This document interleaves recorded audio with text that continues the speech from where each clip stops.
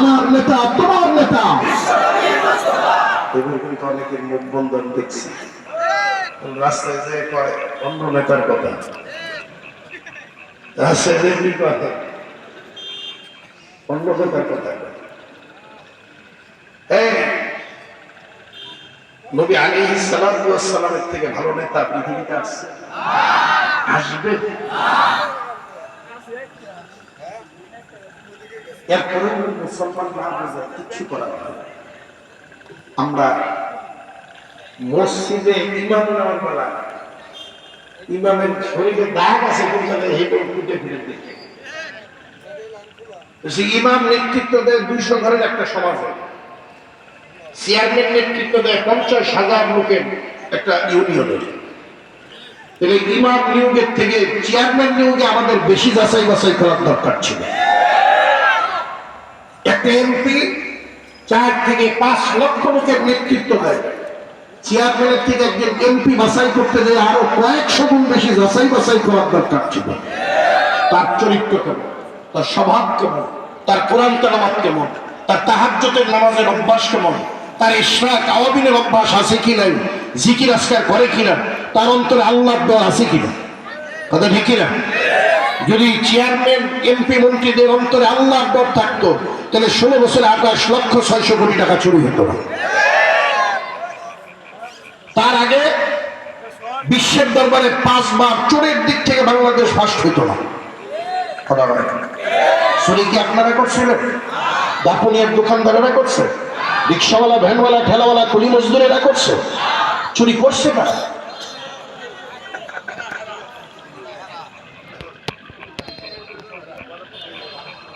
যাদেরকে আমরা বানাইলাম তাদের চুরির দায়, তাদের চুরির সিল আমাদের ঘাড়ে পড়লো। এটা কি হইল নাকি?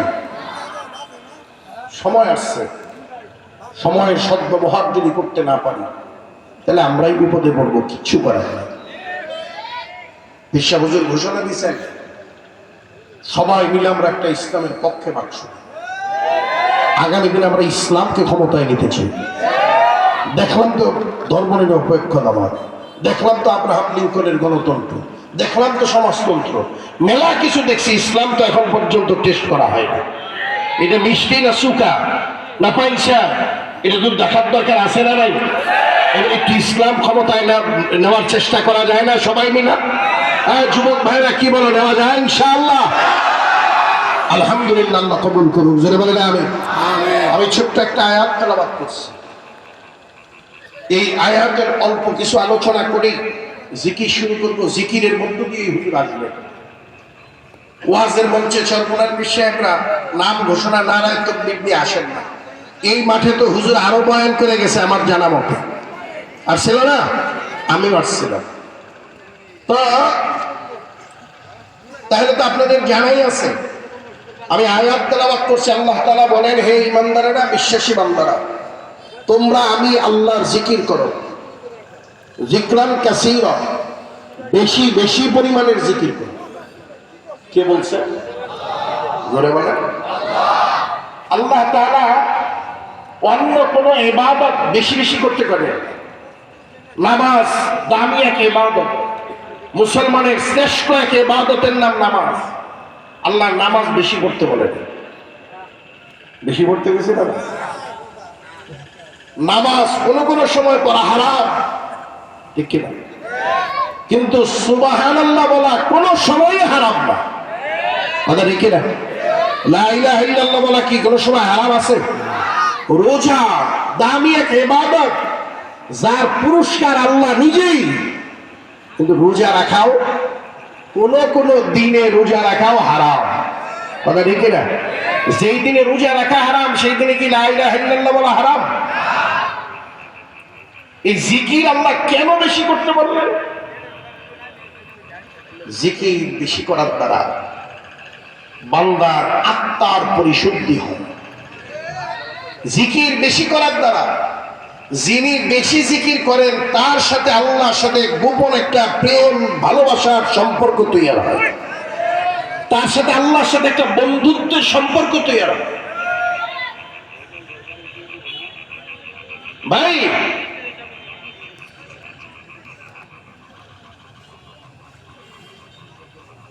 এই জিকির করার দ্বারা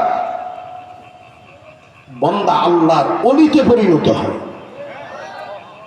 আমি চ্যালেঞ্জ দিয়ে বলতেছি, আপনারা আল্লাহর অলিদের জীবনী করে দেখবেন, একজন আল্লাহর অলি এরকম পাবেন না যে কম জিকির করছে।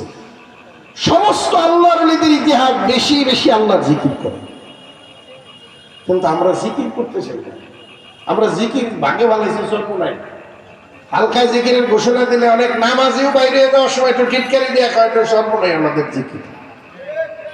আর যে সর্বনয়ওয়ালাদের জিকির যে কইয়া আপনি টিপ্পনি দিয়া বাইরে হয়ে গেলেন, আপনি নামাজ পড়ে যা কামাই করছিলেন আপনার হিংসার আগুনে তো তা পুড়ে গেল।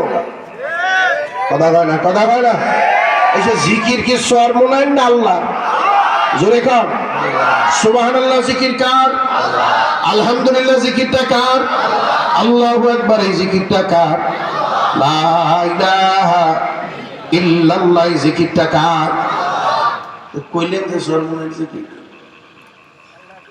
তার মানে বোঝা গেল আল্লাহ জিকির বেশি বেশি করতে কইছে, এই জিকিরটা সর্বনয়ের মুরিদরা করে, আপনারা করেন না। আল্লাহর কথাটা সর্বনয়ের মুরিদরা মানলো, আপনারা মানেন নাই। জিকির কি সর্বনয়ের মুরিদদের জন্য? আল্লাহ তাআলা কাছে এই বান্দারা, বিশ্বাসী বান্দারা, তোমরা আমি আল্লাহর জিকির করো, জিকরান কাসীরা, বেশি বেশি পরিমাণের জিকির করো। আল্লাহর নবী কয় আকসিরু যিকরাল্লাহি হাত্তা ইয়াকুলু মাজনুন।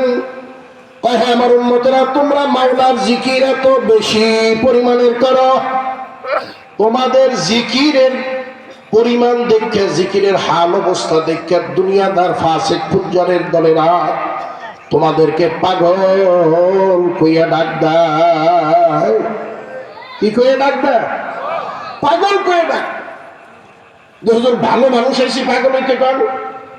পাগল না কেনা, সবাই তো পাগল। কেউ বিবির পাগল, কেউ বাচ্চার পাগল, কেউ বেশি টাকা কামাই করার পাগল, কি কেউ চেয়ারের পাগল, কেউ চেয়ার থেকে নামতে চায় না, আবার কেউ চেয়ারে যাওয়ার জন্য লাশ ফালায়। কথা হয় না, কথা হয় না। কেউ ক্ষমতার পাগল, কেউ চেয়ারম্যানগিরি, মেম্বারগিরি, এমপিগিরি, মন্ত্রীগিরির পাগল। আবার এই সব পাগলদের ভিড়ে একদল পাগল আছে যারা আমার মাওলার পাগল। কার পাগল?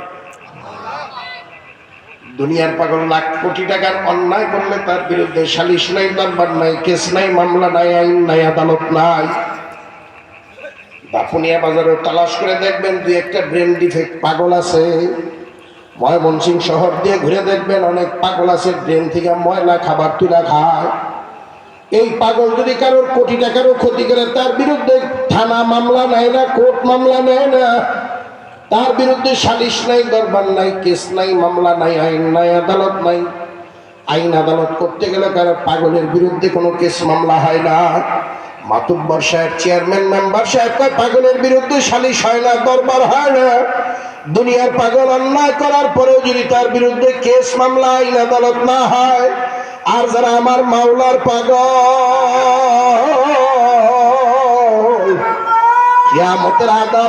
কিয়ামতের আদালতে কোথায় বিচার, কোথায় মিজান, কোথায় পুলসিরাত, এই খবরই তো পাগলদের থাকবে না। যারা আমার মাওলার পাগল হয়ে কবরে যাবে তাদেরকে সবার প্রশ্ন কিসের? ফেরেশতা জিজ্ঞাসা করবে মার রব্বুকা, মাওলার পাগল বলবে লা ইলাহা ইল্লাল্লাহ। ফেরেশতা ডাক দেয়া আল্লাহ কার কাছে পাঠাইলা? জিগাই মার রব্বুকা, সে কয় লা ইলাহা ইল্লাল্লাহ। আল্লাহ ডাক দিয়া বলবে ফেরেশতা এটা তো আমার পাগলা, পাগলারে ডিস্টার্ব করিস না, আমি আল্লাহ নিজে পাগলার পক্ষ থেকে জবাব দিয়ে দিলাম। পাগল যদি হই, বিবিবাল বাচ্চা, টাকা পয়সা, মান সম্মান, ইজ্জতের পাগল না হইয়া মাওলার পাগল হওয়া ভালো। কথা ঠিক কিনা? কিয়ামতের ময়দানে মাওলার পাগল যখন উঠবে, মাওলার পাগল কিয়ামতের ময়দানে উঠাই দৌড়াইতে থাকবে আর চিল্লাইতে থাকবে, মাবুদ গো তুমি কই, তোমার সাথে কি আজকেও দেখা হবে না? মাওলা তুমি হালকায় জিকিরে ঘুরছি, মাসিক ইজতেমায় ঘুরছি, আলেম ওলামাদের মজলিসে ঘুরছি, মসজিদে আর মাদ্রাসায় ঘুরছি, ওয়াজের মাহফিলে কাদা পানির মধ্যে যে বসে রয়েছি তোমার একটু পাওয়ার জন্য। দুনিয়াতে দেখা দাও নাই, কবরে নিয়ে আসছো, কবরেও লম্বা সময় কাটায় দিলা, দেখা দাও নাই। আজকে কিয়ামতের ময়দানে আসছে, আজকেও কি একটু দেখা দিবা না? পাগল চিল্লাইতে থাকবে আর দৌড়াইতে থাকবে চোখের পলকে। 30,000 বছরের রাস্তা ফুলসিরাত পাড়ি দিয়ে জান্নাতে ঢুকিয়ে যাবে পাগল। জান্নাতে ঢুকে আল্লাহর দরবারে পাগল ডাক দিয়ে বলবে, মাবুদ গো, আমি তো তোমার কাছে জান্নাত চাই না, আমি তো চাইছি তোমাকে। তুমি কি আমার সাথে একটু দেখা দিবা না? जन्नत दोज़ख से यार अब क्या करो, जन्नत दोज़ख से यार अब क्या करो, आरज़ू है मैं तुझे देखा करो। আল্লাহ জান্নাত দিয়ে জাহান্নাম দিয়ে কি করব? আল্লাহ তোমার সাথে একটু দেখা করার দরকার, তুমি দেখা দাও। এরপরে তুমি আমার জাহান্নামে দিয়ে দাও, আপত্তি নেই, কিন্তু তোমার একটু চাই, দেখতে চাই, একটু দেখা দাও। এই পাগলের হালত হবে। পাগল তৈছি ক্ষমতার, পাগল তৈছি টাকা পয়সার, মান সম্মানিত। আজরাইল যেদিন আসবে সব পাগলেরই পাগলামি শেষ হবে, ঠিক না? দুনিয়ার পাগলের পাগলামি চিরতরে বন্ধ হবে। আল্লাহর পাগল যে হবে, আজরাইল আসার পরে, কবরে যাওয়ার পরে তার পাগলামি আরো বেড়ে যাবে। কোনটা হবেন? দুনিয়ার না আল্লাহর? কারা কারা আল্লাহর পাগল হইতেছে? নারায়ে তাকবীর। হাতটা বাড়াবেন। আল্লাহ তুমি একটু হাতগুলা তাকায় দেখো, বহু যুবকেরা হাত বাড়াইছে, বুড়া বাবারা হাত জাগাইছে। আল্লাহ আমরা যারা হাত বাড়াইলাম, তোমার পাগল না বানাইয়া কবরে ডাক দিও না। জোরে জোরে বলেন আমিন। দুনিয়ার পাগলের লাভ কি? কয়দিন? আজ নইলে পরে তো দুনিয়া থাকা যায় না। কথা ঠিক না? এই জন্য আমার যুবক বাবাদেরকে বলবো, পায়ে হাত দিয়ে বলতেছি, যুবক তুই যেই পথে আসো, এই পথটা তোর পথ না, এটা জান্নাতের পথ না। তুই জান্নাতের পথে আয়, দেখবি তোর দ্বারা একটা পিঁপড়ার কষ্ট পাবে। কথা ঠিক কিনা? জান্নাতের পথটা এমন একটা পথ, আসার পরে যে মানুষটা জান্নাতের পথে চলে তার দ্বারা একটা কুকুর কষ্ট পায় না, একটা পিঁপড়া পায়ের তলা দেওয়ার আগে হিসাব করে পা ফেলা, যে একটা পিঁপড়া পায়ের তলে পড়ে। এই পথটা সেই পথ। অনেকেই তোমরা মনে করছো যে হুজুররা তো ভদ্রলোক, হেরা মারামারি কাটাকাটির জন্য বলা, এরা দুর্বল। পাগল, তুই যে শক্তি পেয়েছে, আমি থাপড় দিলে তো 3 দিন ঘুরবি। শক্তি আমাদের আছে, কিন্তু আমরা অন্য জায়গায় শক্তি প্রয়োগ করি না। মস্তানি আমরাও করতে পারি, কিন্তু মস্তানি করলে আল্লাহ বেজার, এই জন্য করি না। মস্তানি আমরা করলে তারা কোনোদিন আমাদের সাথে পারবে না, কিন্তু আমরা তো এই পথের লোক, আমরা যদি করবো না। যাই করো, আমরা এই পথে যাব, কারণ আমরা আল্লাহরে চিনছি।